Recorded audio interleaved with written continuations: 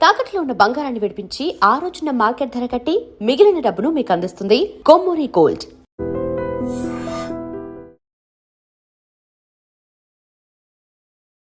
Welcome to I dream. నా పేరు లుంబిని. ఎందుకని ఎక్కువగా గ్యాస్ కానీ కాన్స్టిపేషన్ లేదంటే బ్లోటింగ్ ఇలాంటి ఫీలింగ్ వస్తూ ఉంటుంది? డైజెషన్ ఎందుకు మనకు ప్రాబ్లమాటిక్ గా అయిపోతుంది? స్పెషలీ ఇండియన్స్ ప్రతి 5గురిలో ఇద్దరికి ఈ ప్రాబ్లం అనేది ఉంటుంది, ఏదో ఒక ప్రాబ్లం డైజెషన్ రిలేటెడ్ గా. సో ఇవన్నీ ఎందుకు ఇంత డెవలప్ అవుతున్నాయి అండ్ మోస్ట్ ఇంపార్టెంట్లీ ఈ మధ్య ఎక్కువగా ఫేస్ చేస్తున్న ప్రాబ్లమ్స్ గురించి డిస్కస్ చేయడానికి we have a special person with us. Gastroenterologist ఉన్నారనమాట, డాక్టర్ హర్ష తేజ గారు. ఆయనతో మాట్లాడదాం. Hello sir. హలో అండి. సో బేసిక్‌గా ఈ మధ్య ఏమైపోయిందంటే ఎక్కువగా చెస్ట్‌లో పెయిన్, చాలా మందికి ఏమైపోయిందంటే చెస్ట్‌లో పెయిన్ రావడం వల్ల అది హార్ట్ బర్నా లేదంటే హార్ట్ అటాకా అనేది క్లారిటీ ఉండట్లేదు. కొంతమంది ఈ మధ్య ఎక్కువగా హార్ట్ రిలేటెడ్ ఇష్యూస్ పెరుగుతున్నాయి కాబట్టి అది ఫస్ట్ అదేనేమో అని చెప్పేసి భయపడిపోతున్నారు. సో బేసిక్‌గా ఎలా డిఫరెన్షియేట్ చేసుకోవాలి మనం?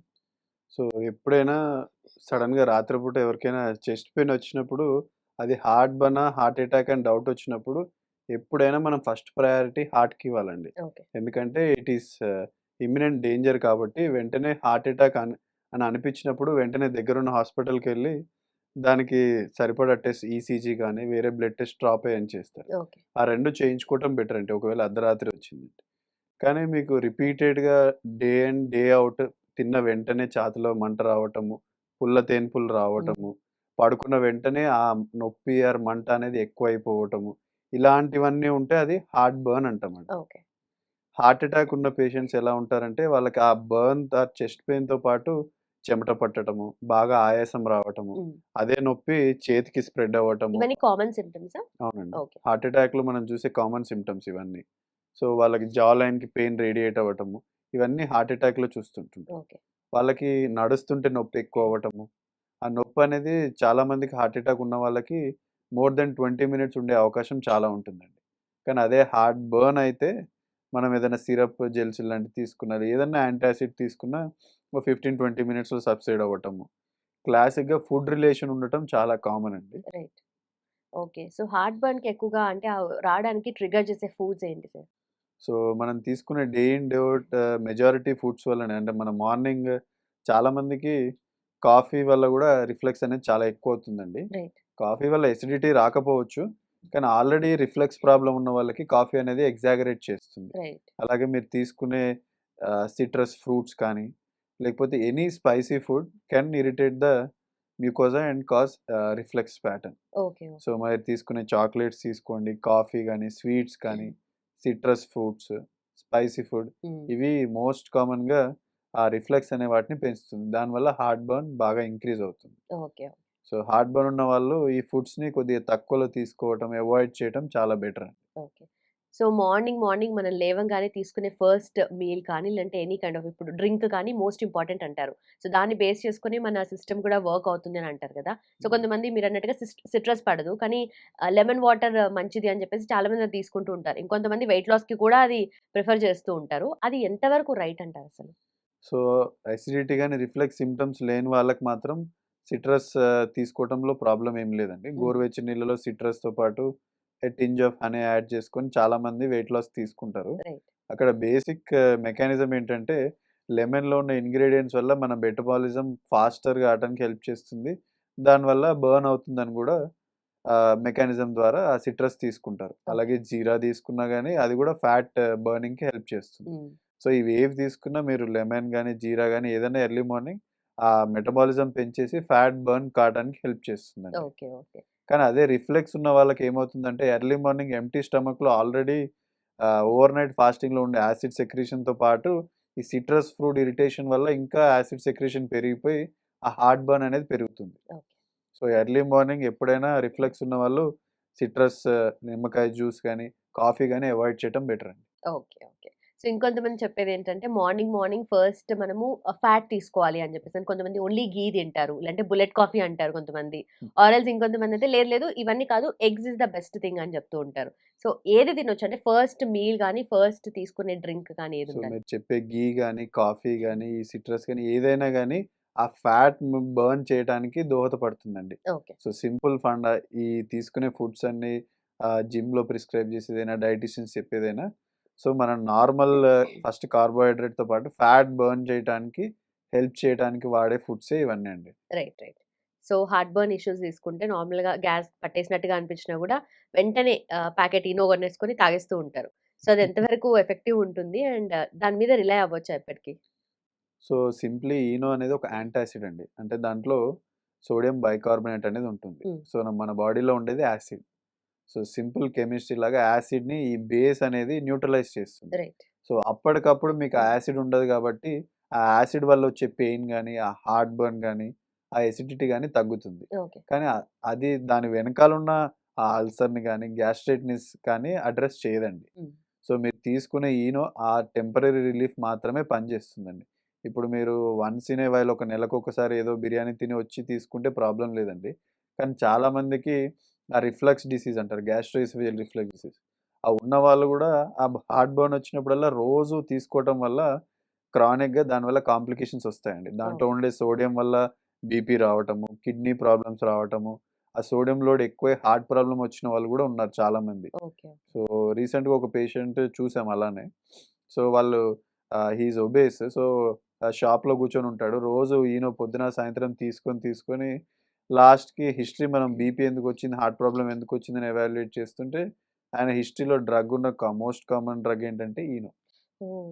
మరి సో, లాంగ్ డ్యూరేషన్‌లో ఎప్పుడు ఎంత తీసుకోకూడదండి. ఫ్రీక్వెంట్‌గా తీసుకోవచ్చు? అసలు ఫ్రీక్వెన్సీ అనే అసలు కాదు. అది frequency. Only for a symptomatic relief. అంటే రైట్. మీకు సింప్టమ్‌ని తగ్గిస్తుంది కానీ జబ్బుని తగ్గించదండి. సో, ఎందుకు ఎసిడిటీ వచ్చిందనేది మీకు వారానికి ఒక 2 సార్ల కంటే ఎక్కువ ఎసిడిటీ, హార్ట్ బర్న్ వస్తుందంటే గ్యాస్ట్రోఎంటరాలజిస్ట్‌ని కలవటం బెటర్ అండి. Okay.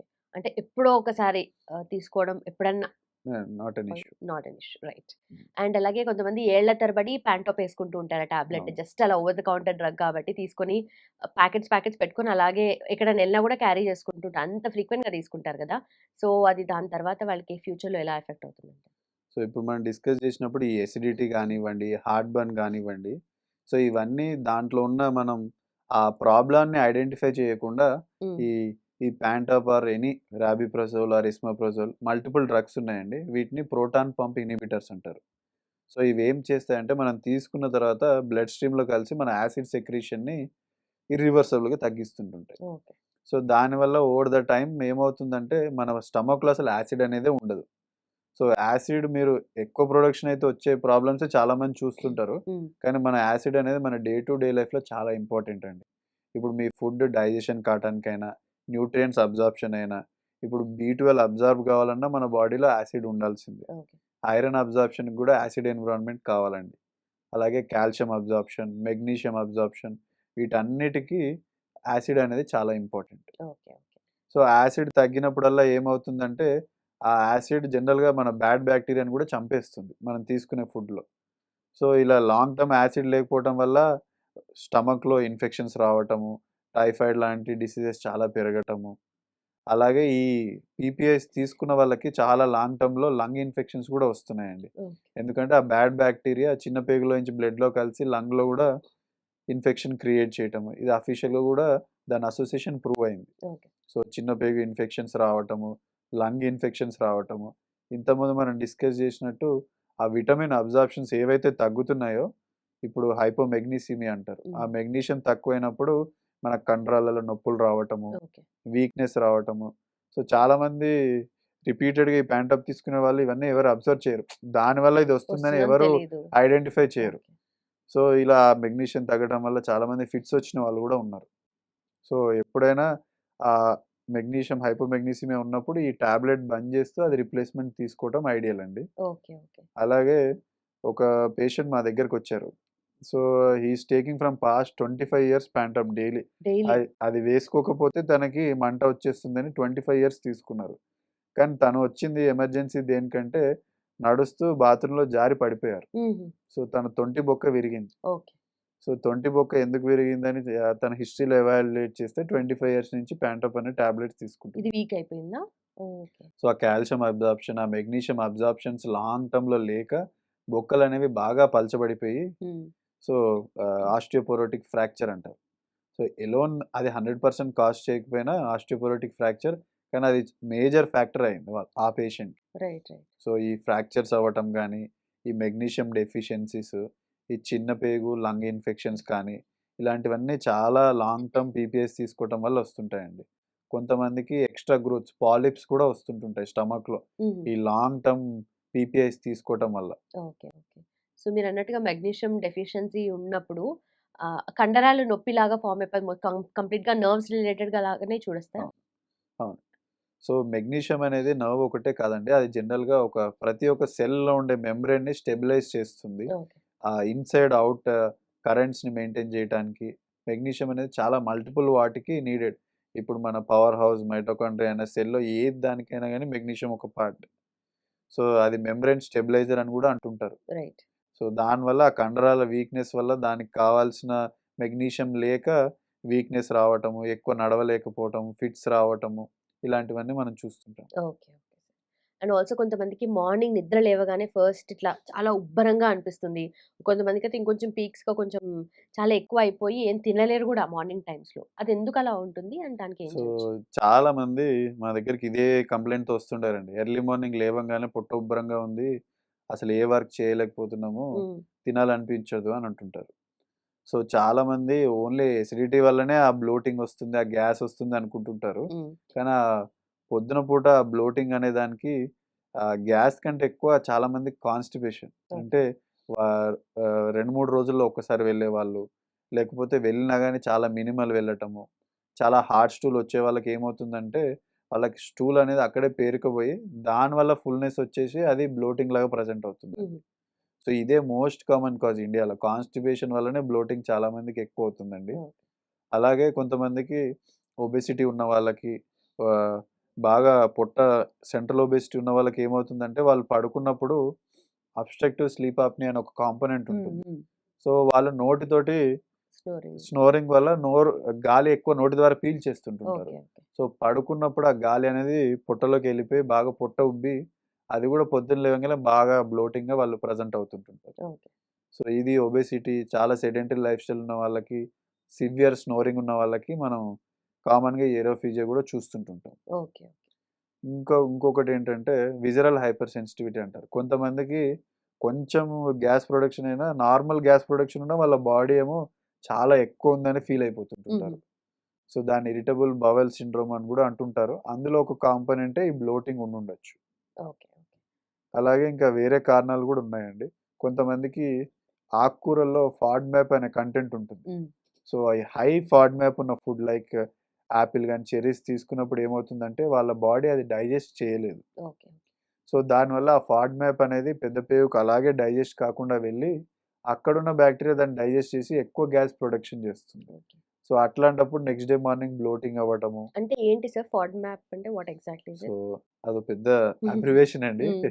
ఫెర్మెంటబుల్ oligo di and monosaccharides and polyols అని ఉంటుంది. ఓకే. సో, అవి మన బాడీలో కొంతమందికి డైజెషన్ కావండి. రైట్. రైట్. సో, అప్పుడు మన బాడీ బ్యాక్టీరియా దాని నుంచి గ్యాస్ తయారు చేస్తుంది. దానివల్ల గూడా చాలా మందికి బ్లోటింగ్ వస్తుంది. ఇది చాలామంది వెజిటేరియన్స్‌లో చూస్తుంటాం. హ్మ్. సో, వాళ్ళు వెజిటబుల్సే తీసుకుంటారు. కానీ వాళ్ళకి ఆ కాంపోనెంట్ అనేది డైజెస్ట్ కాక ఆ బ్లోటింగ్ సింప్టమ్ అనేది డే ఇన్, డే ఔట్ ఉంటుంది. ఓకే. సో, ఇలా కాన్‌స్టిపేషన్ తీసుకోవచ్చు. మీరు ఫుడ్ రిలేటెడ్ బ్లోటింగ్ అయ్యుండొచ్చు. అలాగే ని గాలి మింగటం ఏరోఫేజియా వల్ల అయ్యుండొచ్చు. కొంతమందికేంటంటే లెర్న్డ్ బిహేవియర్. వాళ్ళ పొట్ట, వాళ్ళ డయాఫ్రామ్ కలిసి కాంట్రాక్ట్ కావండి. దాన్ని అబ్డామినోఫ్రీనిక్ డిస్సినర్జీ అంటారు. ఓకే. సో, డయాఫ్రామ్ అనేది మన లంగ్స్‌ని, పొట్టని సెపరేట్ చేసే ఒక మజిల్ అండి. సో, మీరు గాలి తీసుకున్నప్పుడల్లా డయాఫ్రామ్ కాంట్రాక్ట్ అవుతుంది. సో, మన ఫుడ్‌ని గాని, మన ఇంటెస్టైన్‌ని గాని పుష్ చేసేటప్పుడు అది గూడా కాంట్రాక్షన్ హెల్ప్ చేస్తుంది. ఓకే. సో, మన పొట్ట కండరాలు గూడా అలాగే పుష్ చేస్తుంటాయి. సో, కొంతమందికి ఏమవుతుందంటే పొట్ట కండరాలు మన అరిగిన ఫుడ్ కిందకి వెళ్ళకుండా అది కాంట్రాక్ట్ కావాలి. ఆ టైంలో అది కాంట్రాక్ట్ కాకుండా రిలాక్స్ అవుతాయి. ఓకే. సో, ఆ పోవాల్సిన ఫుడ్డు, ఆ గ్యాస్ అంతా అక్కడే నిలిచిపోతుంది. సో, వాళ్ళకి స్టక్ అయిపోయిన ఆ! ఫీలింగ్ ఉంటది సో, వాళ్ళకి. ఓకే. అబ్నార్మల్ ప్రొడక్షన్ ఏమి ఉండదండి హ్మ్. హ్మ్. వాళ్ళకి.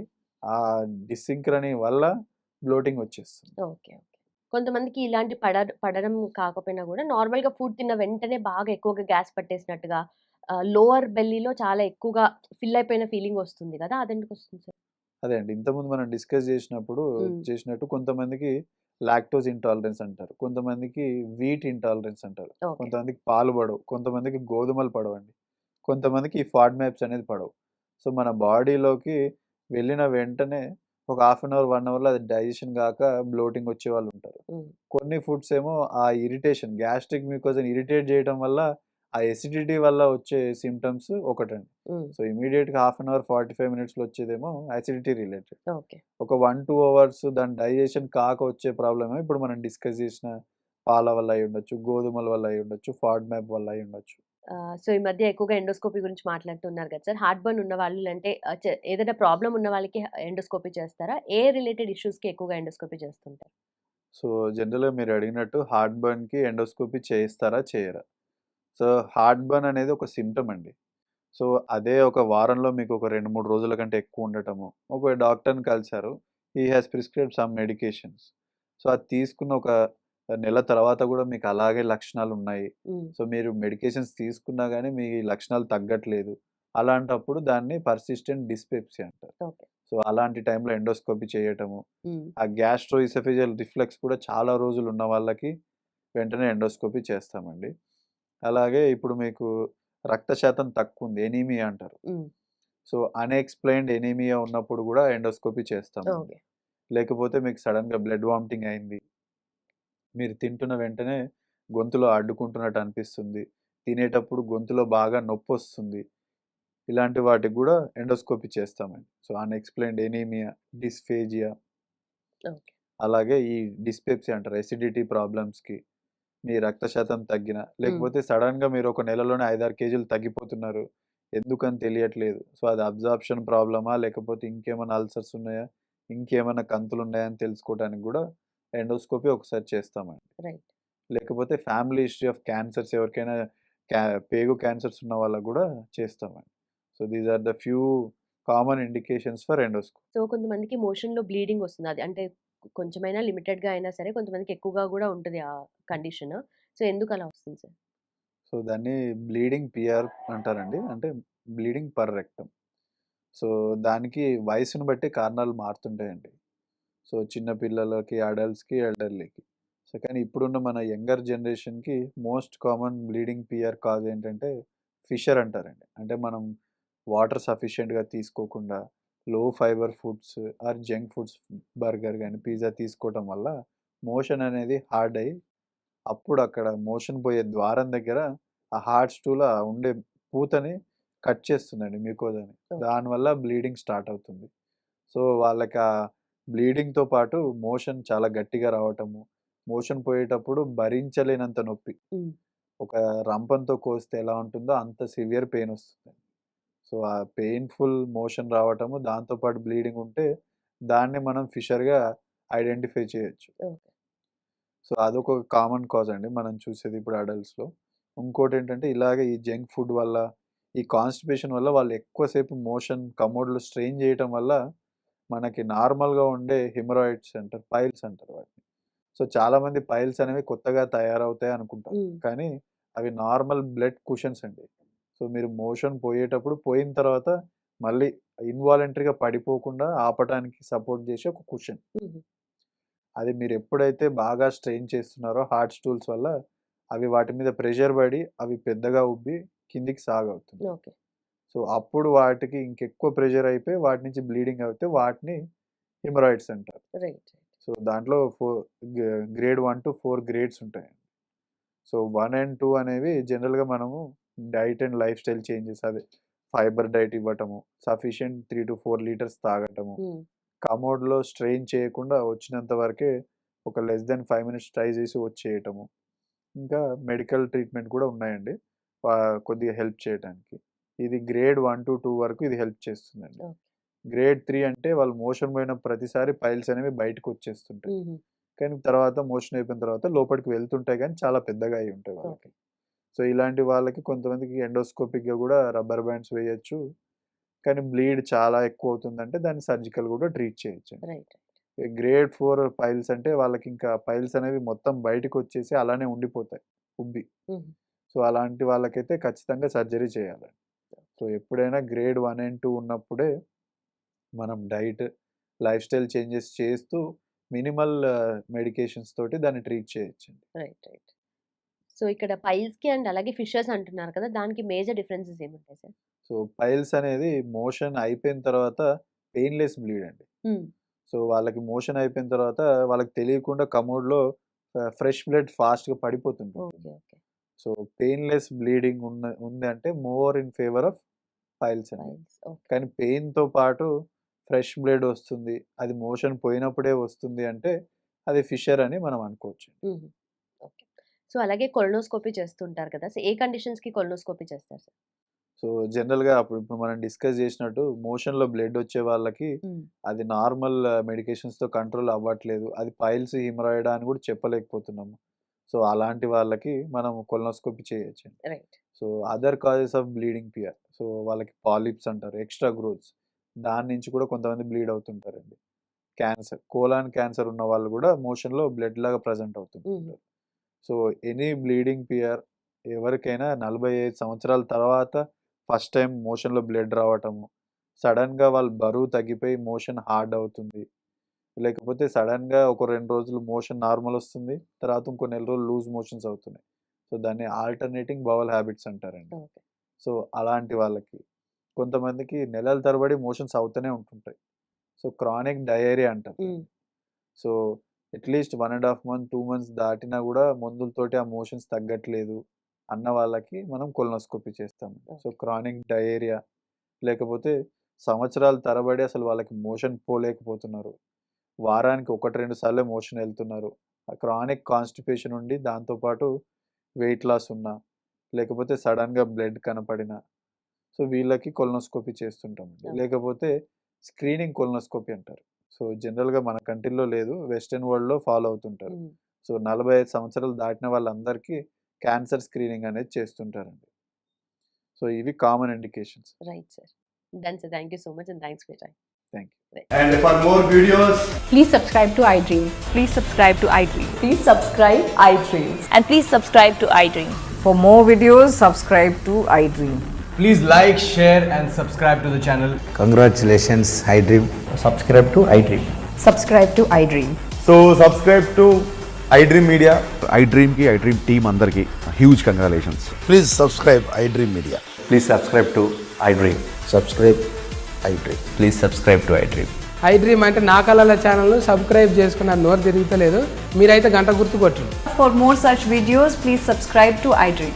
Subscribe to iDream. Please subscribe to iDream. Please subscribe iDream Media. Please do subscribe to iDream. Please subscribe to iDream Media. For best entertainment and information, please subscribe iDream. And don't forget to subscribe to iDream.